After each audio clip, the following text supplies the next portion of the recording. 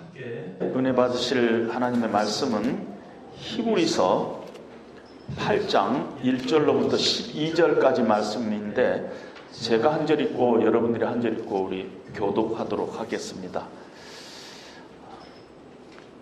8장입니다. 지금 우리가 하는 말의 요점은 이러한 대제사장이 우리에게 있다는 것이라.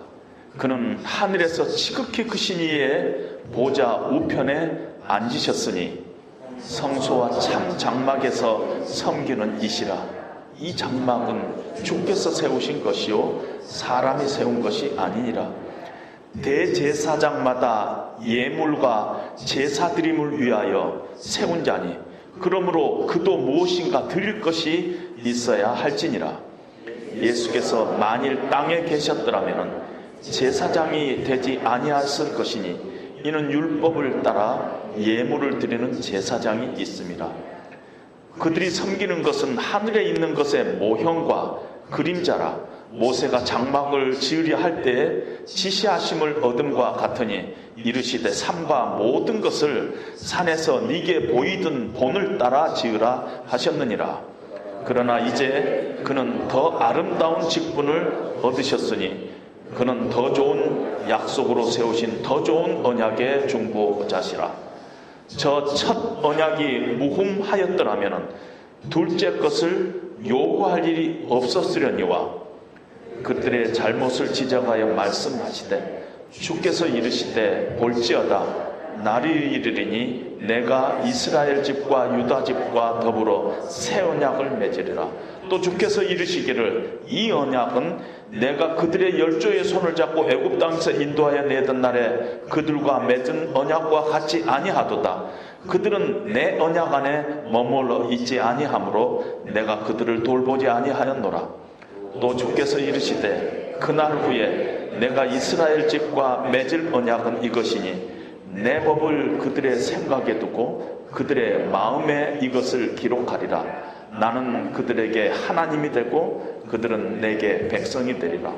또 각각 자기 나라 사람과 각각 자기 형제를 가르쳐 이르기를 주를 알라 하지 아니할 것은 그들이 작은 자로부터 큰 자까지 다 나를 알미라. 내가 그들의 불의를 긍휼히 여기고 그들의 죄를 다시 기억하지 아니하리라. 아멘. 잠깐 기도하겠습니다. 하나님 아버지, 오늘 이 히브리서의 말씀이 1세기 초대교회 히브리인들에게 주신 말씀일 뿐만 아니라 오늘 성령으로 우리에게, 나에게 주시는 하나님의 말씀으로 받고 이 말씀 붙잡고 다시 일어서는, 다시 새롭게 우리의 삶을 결단하는 귀한 시간 될 수 있도록 하나님 은혜를 베풀어 주시옵소서. 예수님 이름으로 기도합니다. 아멘. 존 버년이 쓴 철로 역정에 보면은 주인공 크리스찬과 소망이 천성을 향해 이렇게 올라가다가 새길로 이렇게 빠졌습니다. 그리고 어느 날 아주 폭우가 내리고 길이 막혀서 웅크리고 그냥 날이 이렇게 새기를 기다리다가 깜빡 잠에 떨어집니다. 새벽녘에 잠에서 깨어서 눈을 뜨니까 눈앞에 아주 무서운 거인이 서 있는데 그 이름은 절망이라는 거인입니다. 절망이 이 자식들 무단으로 우리 땅을 염탐으로 온 놈들이구나 하면서 의심이라는 이름의 성의 지하 감옥에다가 크리스찬과 소망을 가다 버립니다. 2주일 동안 무섭게 매질을 합니다. 그래가지고 크리스찬과 소망이 아주 초죽음 상태가 됐습니다. 절망이라는 거인이 와가지고는 지하 감옥의 그 뒤뜰로 크리스찬과 소망을 데리고 가더니 이제 내일은 내가 너희들을 갈기갈기 찢어서 죽일 거야. 그렇게 협박을 합니다. 그리고 독약이 든 병을 내밀면서 이거 마시고 죽으라고 이렇게 협박을 합니다. 자살하라고 합니다.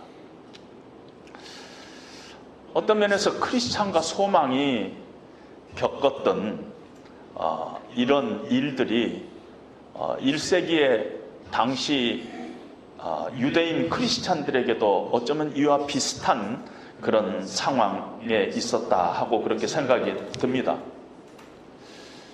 절망이라는 거인처럼 로마 당국이 아주 예수 믿는 사람들을 핍박하고 잡히면은 그냥 지하 감옥으로 끌고 가서 초죽음 당하게 내려쳤습니다.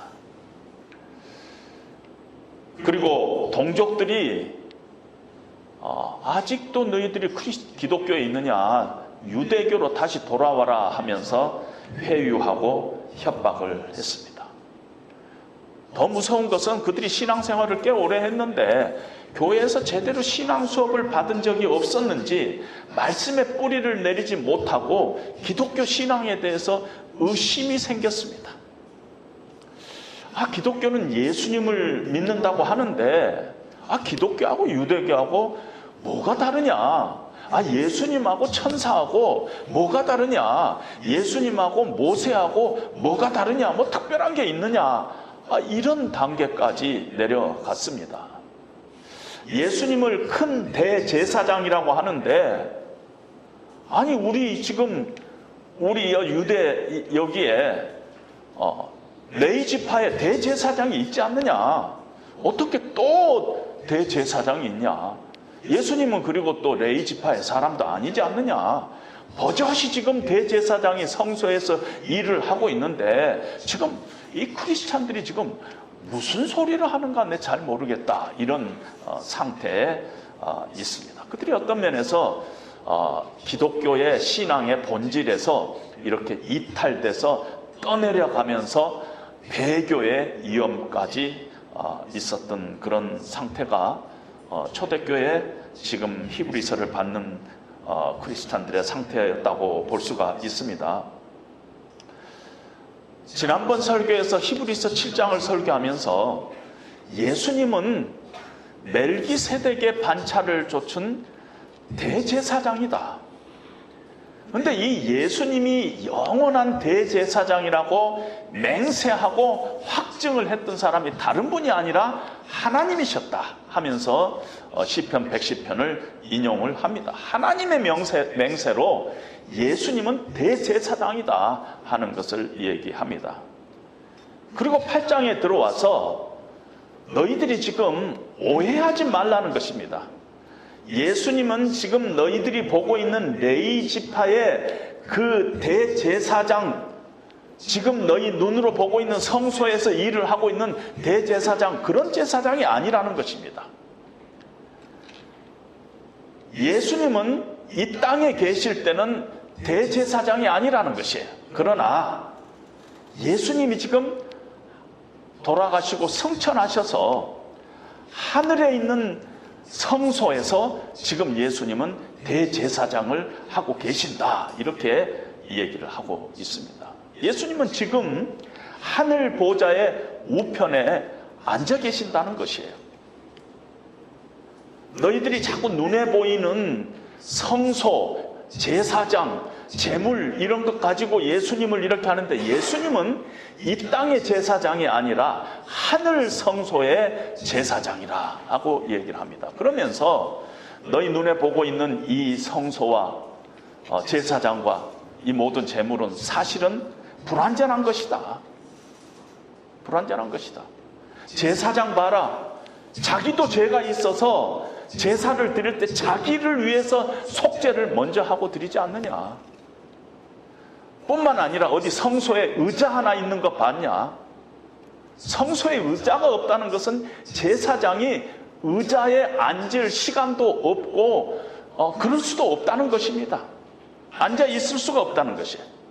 매일 드려야 되고 어떨 때는 매 시간 드려야 되고 매주 드려야 되고 매달 드려야 되고 1년마다 한 번 드리고 그냥 정신없이 제사 드리느라고 앉을 시간이 없다는 것이에요. 그것 자체가 불완전하다는 것입니다. 불완전하다는 것입니다.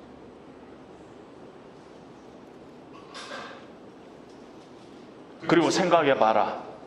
사람의 죄를 지금 대속하는데 염소와 송아지의 피로 어떻게 사람의 양심을 깨끗게 할 수 있겠느냐?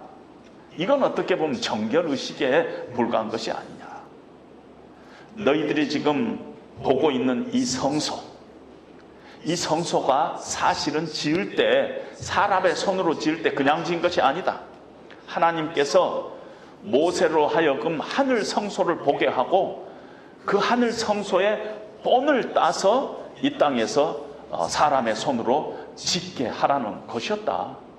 그러니까 하늘 성소가 있다는 것입니다. 그 하늘 성소에 예수님은 제사장이라는 것입니다. 너희가 지금 눈에 보이는 제사장 보고 성전도 보고 제물이 그냥 이 피를 흘리고 이 죽임을 당하고 하는 그런 모습을 아주 실감나게 보고 있으니까 어느 때는 이것이 진짜 같지, 이것이 어떨 때는 더 은혜롭지,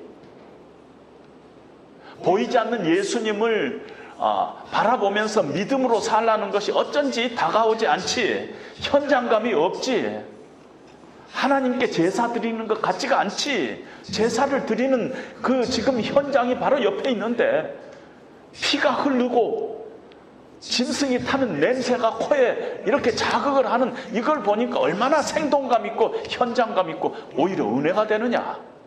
너희는 그렇게 생각하지. 그런데 사람의 손으로 만든 이 성소는 모형이다, 그림자다, 카피다. 그리고 우리 눈에 보이지는 않아도 진짜 성전이 하늘에 있다. 진짜가 하늘에 있다는 것입니다. 그리고 그 진짜 성소에 예수님께서 지금 거기에서 우리를 위해서 중보하시고 계시는 대제사장이다. 이렇게 얘기를 하면서 예수님은 이 땅에서의 제사장이 아니라 하늘 성소의 제사장이고 훨씬 더 아름다운 직분을 가지고 계시는 분이다 하고 얘기를 합니다. 예수님도 제사장이기 때문에 뭔가 제물을 드려야 되지 않느냐. 제사장마다 다 제물을 드리는데, 그런데 예수님은 염소와 송아지의 피로 하지 아니하고 자기 자신을 제물로 하나님 앞에 드렸다. 죄가 없으시는 분인데 자기 몸을 하나님 앞에 제물로 드렸다. 거룩한 피를 흘려서 제물로 드리고 우리의 죄를 대속하신 분이다. 그래서 하나님께서 그 제사가 너무너무 귀하고 아름다워서 단번에 완전한 영원한 한 제사를 드리고 예수님께서는 하늘 보좌에 우편에서 그냥 앉아버렸어요. 제사장들마다 다 서서 하는데 예수님은 제사장이지만 앉았어요. 왜? 끝났다는 것이에요. 제사가 이제는 끝났다는 것이에요. 서서 왔다 갔다 할 필요가 없다는 것이면 끝이라는 것이에요. 속죄 사역은 끝이라는 것이에요.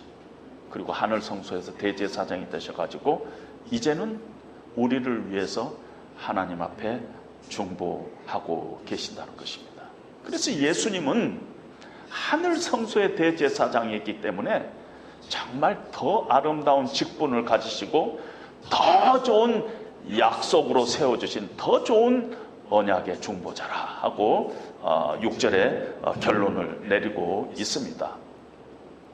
그러면 우리가 이런 의문이 들 것입니다. 지금 왜 이렇게 뭐가 복잡하냐는 것이에요. 왜 이렇게 지상 성소가 있고 하늘에 또 성소가 있고 지상 성소에는 레위 지파가 제사장이 돼가지고 계속 아론의 그 가문에서 장자가 세습하는 그런 절차를 계속 받고 있고, 그런데 하나님께서는 멜기세덱과 비슷한 모양을 한 예수님이라는 분을 영원한 제사장으로 또 삼겠다고 맹세하고, 왜 지금 이렇게 수많은 제사를 드리고 율법에는 또 왜 그렇게 제사장의 자격과 제물의 그 제사를 드리는 절차와 제물의 그 어떤 요건들을 그렇게 자세히 설명을 하고, 또 예수님은 이 땅에 오셔가지고 왜 자기의 몸을 들여가지고 십자가에 죽으시고 부활하시고 하늘에 승천하시고 지금 하늘에서 하늘 성소에서 제사장이라고 하고 있느냐? 이게 이 모든 일들이 왜 이런 일들이 지금 복잡하게 일어나고 있느냐 하면은 우리 때문에 그렇다는, 우리 때문에. 하나님께서 인간을 창조하셨어요. 그런데 다른 피조물을 창조한 것과 달리 하나님께서는 우리 인간을 창조할 때 하나님의 형상을 따라 창조를 했어요.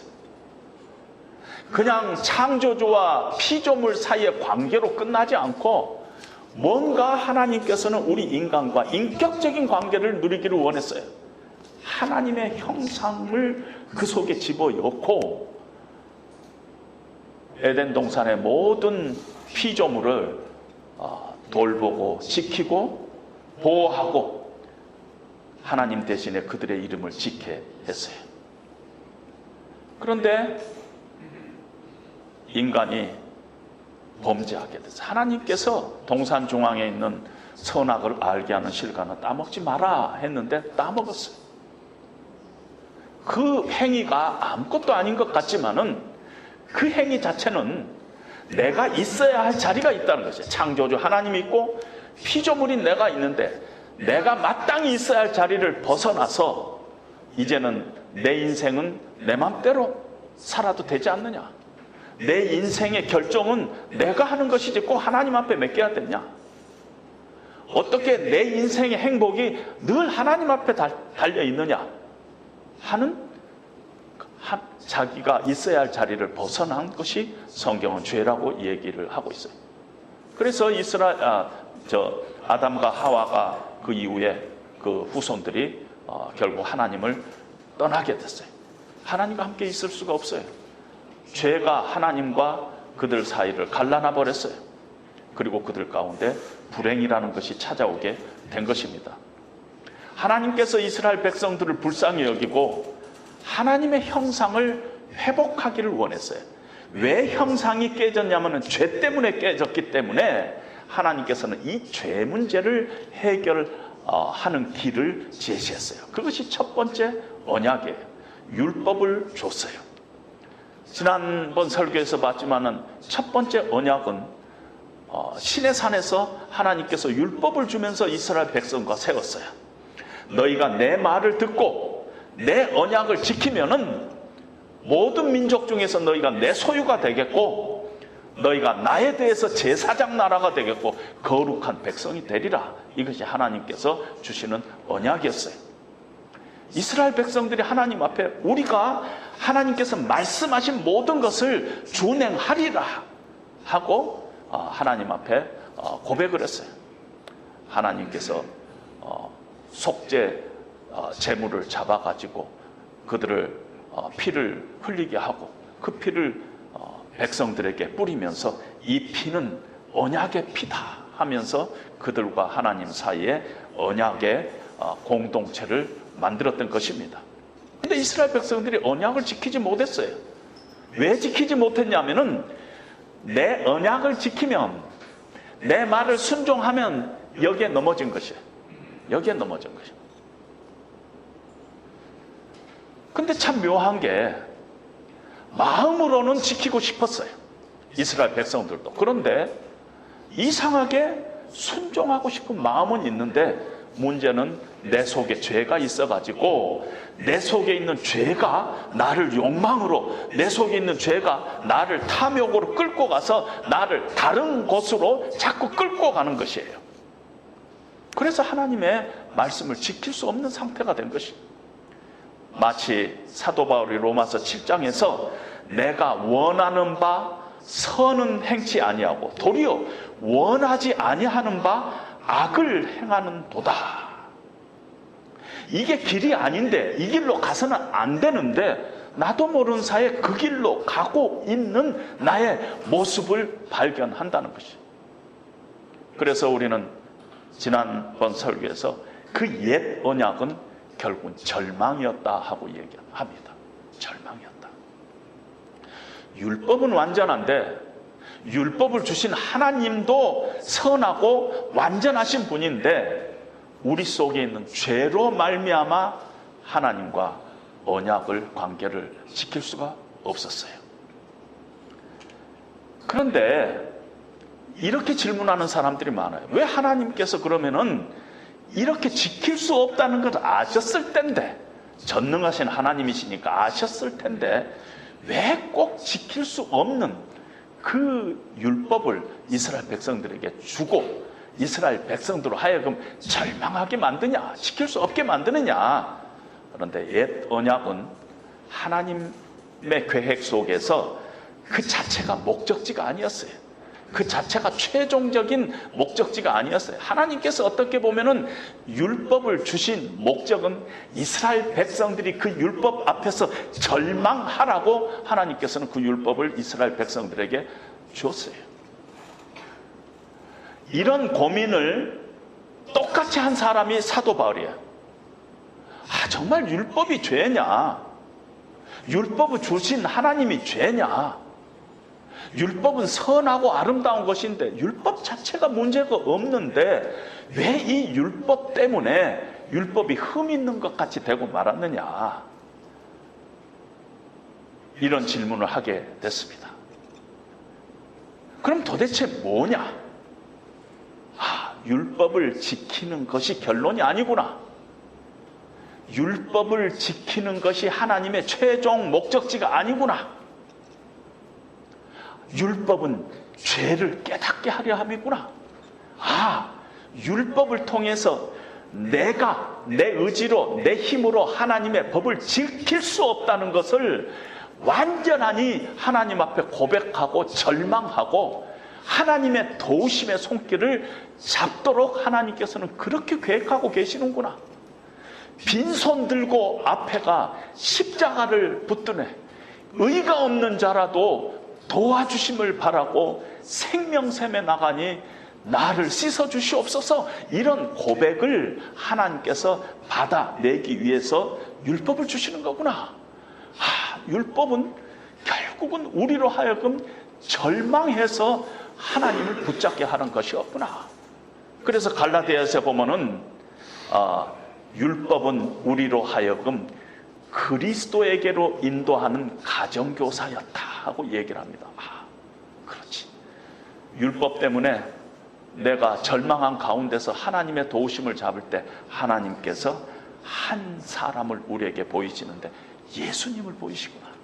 그래서 예수님에게로 우리를 인도하는 가정교사의 역할을 하는 것이 율법이구나. 그렇게 하나님께서는 첫 번째 옛 언약을 주셨습니다. 그리고 옛 언약을 이 시내산에서 모세에게 준 이후에 하나님께서는 둘째 언약, 새 언약을 에레미야 선지자의 입을 통해서 예언케 하는데 그것이 에레미야 31장 31절로부터 34절까지 있는데 오늘 성경의 히브리서 기자는 이 8장에서 거의 그대로 예레미야 31장 새 언약을 인용하고 있습니다. 예레미야를 잠깐 들여다보면은요, 하나님께서 에레미야 선지자의 입술을 통해서 새 언약을 주기 전에 이스라엘 백성들이 어떤 상태에 있는가를 진단을 합니다. 예레미야 2장 22절에 보면은 네가 잿물로 스스로 씻으며 네가 많은 비누를 쓸지라도 네 죄악이 내 앞에 그대로 있다는 것이야. 아무리 비누로 씻어도 네 죄악은 안 된다는 것이. 구스인의 피부처럼 네 죄악이 검다는 것이. 아프리카의 까만 흑인이 아무리 비누칠을 해도 그 검정 그 피부가 하얘지지 않듯이 네 죄악은 아무리 많은 비누를 갖고 이 몸을 씻는다 하더라도 여전히 내 앞에 그대로 있다는 것입니다. 예레미야 17장 1절에 보면 유다의 죄는 금강석 끝 철필로 기록되되 그들의 마음판에 새겨졌다는 거예요. 이 죄가 마음판에 새겨져 있는데 뭘로 이 죄가 이렇게 써져 있느냐면 금강석의 끝 철필로 우리 마음판에다가 죄를 쫙 써놓고 있다는 것입니다. 그래서 에레미야 30절에 보면은 네 상처는 고칠 수가 없고 싸맬 약도 없다는 것이, 이것이 예레미야 선지자를 통해서 새 언약을 주기 전에 이스라엘 백성들의 상태인데, 그들의 어떤 실존이 완전히 절망이라는 것을 보여주고 있는 거죠. 결코 깨끗해질 수 없고 결코 나을 수 없고 아무리 약을 써도 소용이 없다는 것입니다. 그런데 이러한 상황 가운데서 이스라엘 백성들이 하나님 앞에 항복을 합니다. 에레미야 31장에 보니까 내가 돌이킴을 받은 후에 뉘우쳤고 내가 교훈을 받은 후에 내 볼기를 쳤사오니 이는 부끄럽고 욕됨이니라. 내가 그렇지, 내가 하나님을 섬긴다는 놈이 이렇지, 참 부끄럽구나, 이렇게 회개를 한다는 것입니다. 그럴 때 하나님께서는 어떤 마음을 하나님의 마음을 표현하냐면 31장 20절에 보면 하나님이 말씀하시되 에브라임은 내 사랑하는 아들이요 기뻐하는 자식이 아니냐. 내가 그를 책망하여 말할 때마다 깊이 생각하였노라. 내 마음이 치근한즉 내가 반드시 그를 긍휼히 여기리라. 하나님은 이미 하나님의 치근한 마음을 이스라엘 백성들에게 향하고 있습니다. 그리고 31장 22절에 패역한 딸아 내가 어느 때까지 방황하겠느냐. 여호와가 새 일을 세상에 창조하였나니 곧 여자가 남자를 안으리라. 좀 이상한 말을 하고 나서 하나님께서 새 언약을 이렇게 말씀하십니다. 나 여호와가 말하노라. 보라 날이 이르리니 내가 이스라엘 집과 유다 집에 새 언약을 세우리라 하면서 오늘 우리가 읽었던 히브리서 8장의 8절 이하의 말씀을 하십니다. 이 새 언약의 내용을 보니까요, 여기에는 기록되어 있지 않지만은 하나님께서 일방적으로 작정을 하셨어요. 이 본문을 이렇게 보면은 내가 이런 표현이 아주 여러 번 나와요. 하나님께서 일방적으로 작정하셨어요. 순종하면 네가 내 소유가 되고 하는 이 조건을 하나님께서 없애버렸어요. 제거해버렸어요. 그 조건을 제거해버리고 하나님께서 일방적으로 은혜로 이스라엘 백성들을 구원하시는 거예요. 아직 하나님과 원수되어 있을 때, 아직 죄인 되었을 때, 하나님을 알지도 못한 그때 하나님께서 그 심령 가운데 찾아와가지고 그냥 구원을 해버리는 것이에요. 어떻게 구원을 하느냐면은 내 법을 그들의 생각 속에, 그들의 마음 속에 기록을 한 거예요. 그전에는 십계명의 돌판에 기록되었고 늘 이렇게 보고 하나님의 법이구나. 그런데 이것이 이 마음 속에 들어올 때 죄가 늘 그 법을 이용해가지고 다른 데로 끌고 가는 거예요. 십계명을 그대로 받지를 못하고. 그런데 이제는 하나님께서 우리의 저 마음 깊은 곳에 우리 존재 자체, 우리 인격 자체 하나님의 법을 딱 그냥 심어버리는 것이. 에스겔서에 보면은 내용을 조금 더 자세히 말씀하시는데 성령께서 우리 심령 가운데 들어와서 우리의 마음에서 굳은 마음을 제거해버리고 우리 마음을 부드러운 마음으로 바꿔가지고 우리로 하여금 하나님의 법을 그냥 지킬 수 있게끔 그렇게 우리 심령 가운데 하나님의 법을 새겼다는 것입니다. 옛 언약과는 게임이 안 되는 것이에요. 그런 새 언약을 하나님께서 우리에게 주셨다는 것입니다. 그리고 그렇게 성령을 받은 사람들은 그냥 하나님을 아버지라고 부르는 거예요. 하나님을 모르는 사람이 그냥 그 성령을 받고 하나님의 법을 그 심령 속에 하나님께서 딱 새기니까 그냥 하나님을 아버지라고 부른 것이에요. 어린아이로부터 어른들까지. 못 배운 사람이든 많이 배운 사람이든 환경이 좋은 사람이든 환경이 나쁜 사람이든 모두 하나님의 은혜를 알게 되고 그 은혜에 붙잡히니까 그 누구든지 하나님 앞에 나가서 하나님을 아버지라고 부르는 이런 놀라운 일이 생기더라는 것입니다. 그걸 아마 여자가 남자를 안으리라 하는 이 말 속에 들어있는가도 모르겠어요. 이 여자가 남자를 안으리라 하는 것은 학자들마다 해석을 하고 있습니다. 그러니까 뭐가 맞는지 모릅니다. 저는 어떻게 생각하느냐면요, 안다는 것은 트소베바라는 단어를 쓰고 있는데 소베바라는 단어는 unfaithful이라는 단어예요. 그러니까 안는 거하고 하나님 앞에 늘 죄만 짓는 어떤 unfaithful한가 관계가 돼요. 여자는요, 이스라엘에서 늘 이스라엘 백성을 이야기하고 남자는 신랑 대신 하나님을 이야기했어요.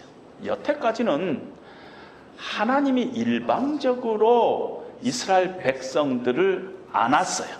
일방적으로 하나님께서 사랑하시고 그 백성들은 늘 배신 때리고, 그것이 여태까지의 역사라면은 새 언약이 되고 와갖고는 이상하게 이스라엘 백성이, 여자가 하나님을 안아. 하나님도 물론 안지만 둘이 다 안아요. 둘이 다. 근데 그 여자는 unfaithful한 사람이에요. 이런 일이 새 언약에서는 일어난다는 것이에요. 거룩한 하나님이신데 거룩하지 못한 내가 그 하나님을 안는 그런 어떤 신비한 일이 새 언약에서는 일어난다는 것입니다.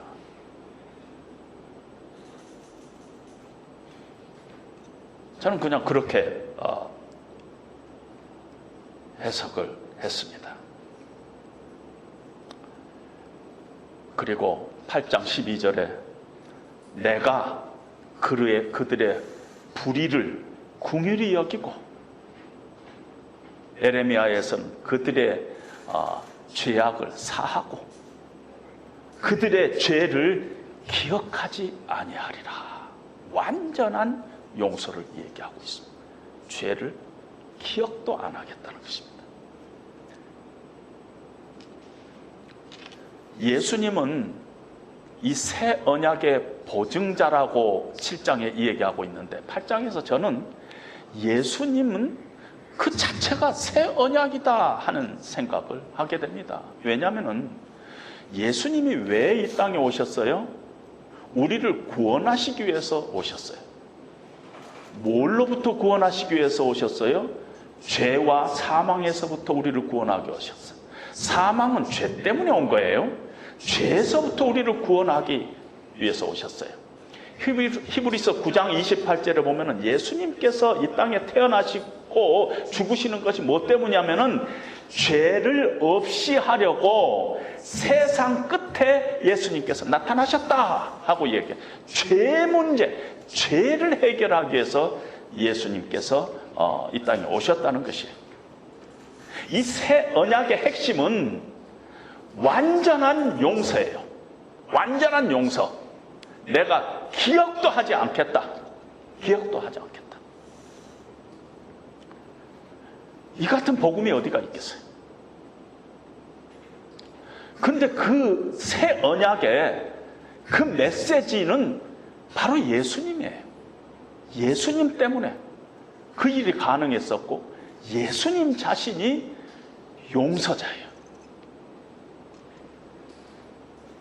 여러분, 지금 우리가 이 자리에 앉아서 하나님을 예배하지만은 우리가 다 죄 용서를 받았기에 거룩하신 하나님 앞에서 예배를 드리고 있습니다. 여러분, 사람들은 내가 용서했다 그러지만은 용서는 한 것 같아도 잊어버리지는 않아요. 특히 부인들은요, 한 30년 전의 일도 기억하고 있어요. 용서는 했는데 기억력이 너무 좋아요. 30년 동안도 안 잊어버려요. 막. 그 인간의 용서예요. 그런데 하나님은 우리의 불의를 긍휼히 여기시고 기억하지 않겠다는 것이에요. 어떤 면에서 기억하지 않겠다는 것이 죄송하지만 하나님이 기억도 못하시는가도 몰라요. 기억하지 않겠다. 기억은 하고 있는데 내가 기억하지 않겠다가 아니라 하나님이 어제 우리 죄를 기억 못하시는지도 몰라요. 그래서 어떤 분은 하나님한테 불가능한 것이 하나 있는데 그건 뭐냐면 우리의 죄를 기억하는 거 불가능하다는 것이죠. 하나님은 다 가능한데 불가능한 것이 우리의 죄를 기억하는 것이다. 이렇게까지 말할 정도로 하나님은 기억을 못하시고 안 하시고 그런 분이라는 것입니다. 여러분, 이런 하나님의 약속을 받았을 때 어떻게 느끼세요? 하나님께서 내 죄를 기억도 안 하겠다. 아, 그러면 또 지어도 되겠네. 짓고 마지막에 그냥 회개하면 되겠네. 그러면 그것을 우리는 사탄의 감동이라 얘기합니다. 사탄의 감동. 어떤 생각이 들어야지 정상이냐면, 내가 다시 시작할 수 있구나. 다시 하루를 시작할 수 있구나. 다시 한 주를 시작할 수 있구나. 다시 새롭게 한 주를 믿음으로 결단하고 시작할 수 있구나. 왜? 이번 주까지 하나님 다 잊으셨다니까. 기억도 하지 않는다니까. 근데 가만히 생각하면은요, 우리에게 이런 용서가 얼마나 우리가 필요한 사람인지 모릅니다. 여러분, 꼭 도둑질하고 강도짓 해야 죄인 줄 아세요? 우리 지난 주간도 우리가 얼마나 나이산 죄 많이 졌는지 아세요? 가만히 생각해 보세요. 융통성이라는 이름으로 지은 죄. 이것은 사실이야 하면서 상대방을 짓누른 그런 죄. 합리성, 논리적 이런 미명하에 상대방에게 지은 죄. 유언 비어에 조력했던 말들, 행동들, 음란한 생각들, 이런 것들이 다 죄인 것이.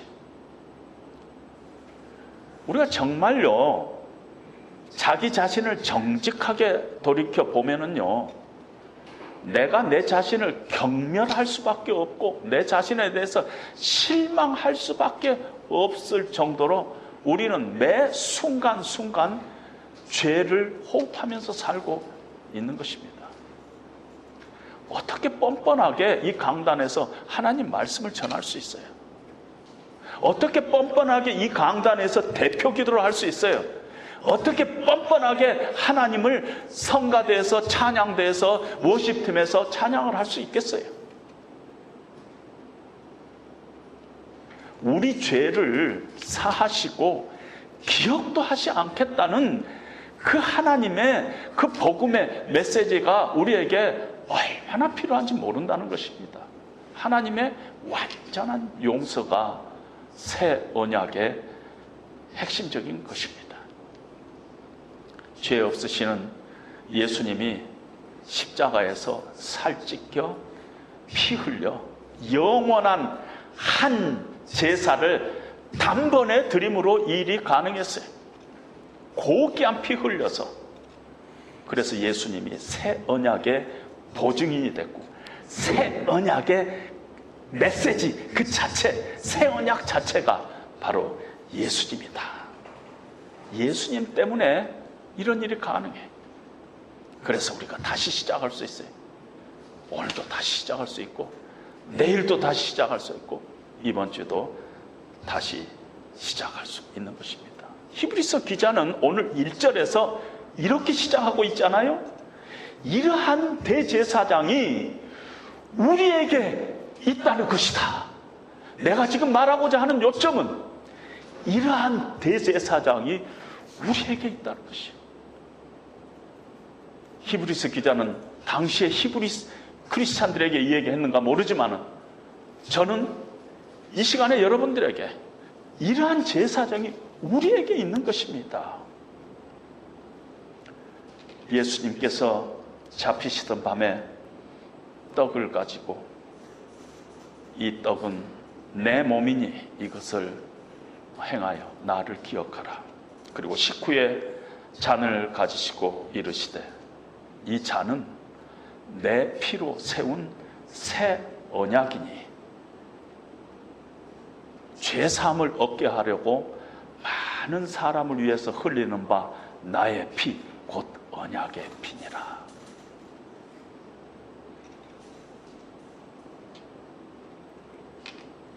우리에게 주시는 새 언약의 메시지인 것입니다.